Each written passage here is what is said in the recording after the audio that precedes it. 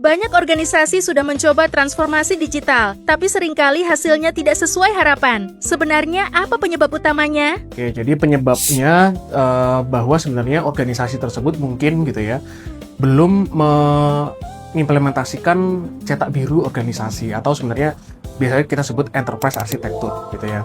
Dalam kita mengembangkan enterprise architecture, kita bisa mengalainkan antara strategi planning organisasi gitu ya, dari visi misi, kemudian strategi program yang sudah dikembangkan oleh perusahaan gitu ya. Nah, itu kita inline-kan dengan proses bisnis di organisasi, kemudian dengan data gitu ya, aplikasi, teknologi, dan juga keamanan yang harus dimiliki oleh organisasi gitu ya. Nah, kalau misalnya kita belum mengembangkan cetak biru organisasi atau enterprise architecture, nah biasanya apa? Biasanya yang pertama banyak redundansi aplikasi gitu ya, bahwa ternyata kita tuh punya aplikasi yang ternyata tuh sama loh gitu ya, yang mirip dengan aplikasi yang ternyata sudah kita kembangkan, misalnya seperti itu. Kemudian dari sisi proses bisnis juga mungkin ternyata dari unit kerja A misalnya dengan unit kerja B itu ternyata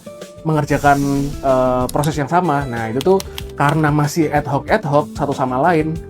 Nah, ini yang biasanya akhirnya gagal gitu ya. Jadi supaya transformasi digital itu bisa berhasil, nah kita harus mengembangkan enterprise architecture. Seperti itu. Bisa dijelaskan apa itu Enterprise Architecture Framework atau IDEA dari Braindevs?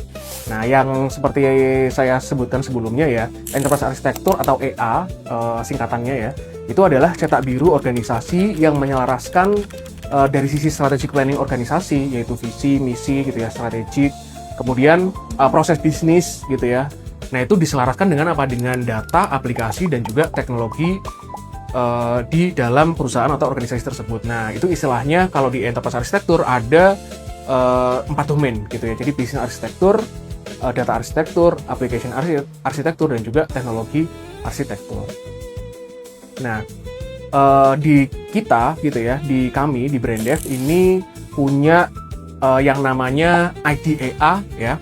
Jadi IDEA ini adalah Integrated Multidimensional Enterprise Architecture. Jadi ini adalah framework atau kerangka kerja pengembangan enterprise architecture gitu ya. Nah, ini sudah banyak yang pakai gitu ya di organisasi entah itu swasta ataupun instansi pemerintah gitu ya. Kemudian di BUMN. Nah, itu sudah banyak yang menggunakan IDEA. Apa manfaat konkret yang dirasakan organisasi dengan menerapkan IDEA? Oke, manfaatnya itu ada beberapa ya. Salah satunya pertama ada pemetaan proses bisnis ya. Jadi dari enterprise architecture itu kita bisa memetakan proses bisnis dari high levelnya, kemudian sampai ke level detail. Level detailnya itu bisa macam-macam ya. Bisa di level 6, bisa level 5, bisa level 7 bahkan gitu ya, sesuai dengan kondisi organisasi. Nah, selain itu ada juga untuk analisis beban kerja. Nah, ini yang biasanya dari IDEA yang sudah kita kembangkan itu untuk menganalisis beban kerja di organisasi gitu ya, supaya kita bisa melihat kira-kira ada tenaga kerja yang masih belum efisien atau enggak ya gitu ya. Karena di dalam kita menyusun proses bisnis di enterprise architecture itu bisa dimanfaatkan untuk analisis beban kerja. Yang pertama validasi proses, kemudian yang kedua itu time analysis, dan yang ketiga resource analysis. Nah, dari 3 simulasi ini akhirnya kita bisa menentukan apakah formasi tenaga kerja yang kita punya itu tuh sudah efisien atau belum. Nah, kalau yang belum, nah baiknya itu seperti apa gitu. Nah, yang ketiga untuk restrukturisasi organisasi. Jadi bisa saja setelah kita coba kembangkan EA, ternyata kita lihat ada tumpang tindih pekerjaan misalnya gitu ya. Oh, ternyata bisa di merger misalnya, atau yang sebelumnya satu ternyata harus jadi beberapa fungsi. Nah, itu kita melihat dari beban kerja yang ada di organisasi.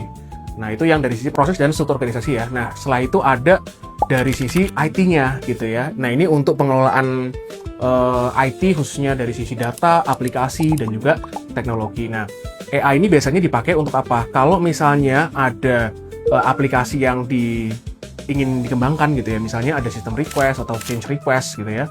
Nah, itu kita bisa susun dulu kira-kira aplikasi tersebut itu ada model-model apa aja di dalamnya gitu ya. Kita kembangkan yang namanya use case diagram, class diagram, sequence diagram, sampai dengan UI diagramnya atau user interface diagramnya seperti apa. Nah, itu kita sudah bisa define di dalam enterprise architecture, dan kita juga bisa memanfaatkan AI itu untuk apa? Untuk tata kelola organisasi gitu ya. Jadi supaya ya organisasi ini berjalan dengan efektif dan efisien. Kalau ada organisasi yang tertarik, langkah pertama apa yang harus dilakukan untuk memulai dengan IDE? Oke, jadi langkah pertama kita mengembangkan enterprise architecture ini ya, sosialisasi dulu ya. Kita harus berikan awareness kepada masing-masing unit organisasi bahwa EA ini akan kita kembangkan gitu ya, dengan misalnya metode atau tahapan-tahapannya itu seperti apa. Nah, karena apa?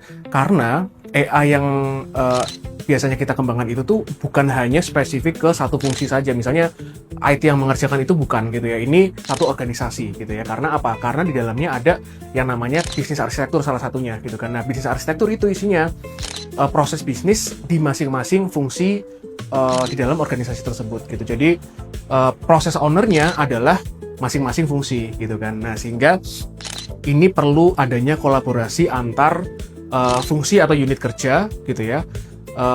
Itu yang pertama. Jadi harus kita kasih awareness dulu atau sosialisasi dulu terkait dengan proses arsitektur. Nah, yang kemudian kedua kita kembangkan dari sisi perencanaan strategisnya. Kita perlu tahu rencana strategis di organisasi 3 tahun atau 5 tahun ke depan yang sudah dibuat itu tuh seperti apa sih gitu ya.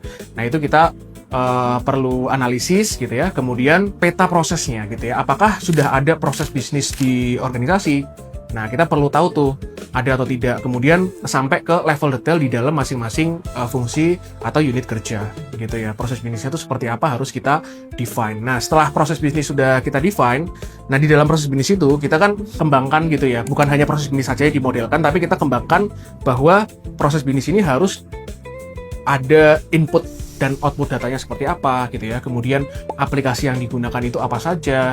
Lalu ada strategi dan program gitu ya, dari yang tadi yang sudah direncanakan di awal, visi misi strategik program. Nah, itu kita juga mappingkan dengan proses bisnis apa saja proses bisnis yang terkait dengan program atau strategi yang sudah kita kembangkan gitu ya. Nah, itu perlu di-define. Lalu terkait regulasi dan standar, misalnya ada regulasi internal atau eksternal gitu ya yang kita jadikan pedoman, ataupun standar internasional yang sudah kita implementasikan gitu ya, ISO misalnya. Nah, itu juga kita harus mappingkan dengan proses bisnis yang sudah kita miliki gitu ya, atau kita modelkan. Nah, selain itu ada lagi risiko gitu ya. Kita juga harus tahu proses bisnis yang kita lakukan ini ternyata ada risiko apa nih gitu ya. Kita harus tahu risk registernya, dan supaya tidak terjadi risiko tersebut, kontrol risikonya apa gitu ya. Tindakan preventif supaya risiko tersebut tidak terjadi itu tuh apa, dan mitigasi risikonya. Kira-kira kalau risiko tersebut terlanjur terjadi, langkah apa yang kita lakukan agar risiko tersebut tidak meluas gitu ya, atau dampak dari risiko tersebut tidak meluas. Nah, itu risiko. Kemudian yang terakhir ada KPI gitu ya, bahwa kita juga mappingkan antara proses bisnis dengan KPI supaya kita tahu bahwa proses bisnis yang kita lakukan itu untuk mengejar KPI atau Key Performance Indicator ya, yang mana nih gitu. Nah, kemudian yang ketiga dari sisi aplikasi, data, dan teknologi. Nah, biasanya itu kita akan diskusi lebih intens kepada IT ya. Jadi dari tim IT itu kita nanti butuh informasinya, misalnya katalog data, katalog aplikasi, kemudian katalog teknologi yang sudah dimiliki di organisasi itu seperti apa gitu ya. Nah, itu harus dikumpulkan, harus di-define, kemudian kita nanti bisa petakan satu sama lain dari proses bisnis, data, aplikasi, dan teknologi. Nah, hasil akhirnya kalau kita sudah kembangkan bisnis, data, aplikasi, dan teknologi, itu bisa menghasilkan roadmap ya, arsitektur implementation kalau di AI itu. Nah, itu roadmap yang kita define berdasarkan hasil analisis bisnis, data, aplikasi, teknologi. Ada masalah apa di situ, kita lakukan gap analysis, kemudian baru kita cari solusi yang nanti solusi tersebut sebagai inisiatif roadmap ke depan, entah itu 3 atau 5 tahun ke depan. Nah, kurang lebih seperti itu. Jadi itulah langkah-langkah yang harus dilakukan oleh organisasi.